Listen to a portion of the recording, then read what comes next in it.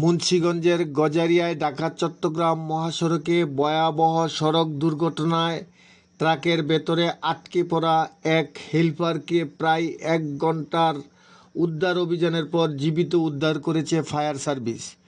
মঙ্গলবার ভোরে উপজেলার বাউশিয়া ইউনিয়নের শান্তিনগর এলাকায় নিউ হোপ ফ্যাক্টরির বিপরীতে এই দুর্ঘটনা ঘটে।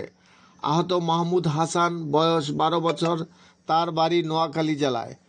ফায়ার সার্ভিস সূত্রে জানায়, চট্টগ্রামমুখী একটি ট্রাক নিয়ন্ত্রণ হারিয়ে অপর একটি মিনি ট্রাকের সঙ্গে সংঘর্ষে জড়িয়ে পড়ে। পরে ট্রাকটি রাস্তার পাশে দুটি গাছের মাঝখানে আটকে যায়। এতে ট্রাকের হেলপার গুরুতর আহত হয়ে গাড়ির ভেতরে আটকা পড়েন। খবর পেয়ে গজারিয়া ফায়ার স্টেশনের স্টেশন অফিসার মোহাম্মদ ফিরোজ মিয়ার নেতৃত্বে দুটি উদ্ধারকারী ইউনিট দ্রুত ঘটনাস্থলে পৌঁছে উদ্ধার অভিযান শুরু করেন। প্রায় ১ ঘণ্টা ৪ মিনিটের শ্বাসরুদ্ধকর অভিযানের পর আহত হেলপারকে জীবিত উদ্ধার করে অ্যাম্বুলেন্সে করে উপজেলা স্বাস্থ্য কমপ্লেক্সে প্রেরণ করেন।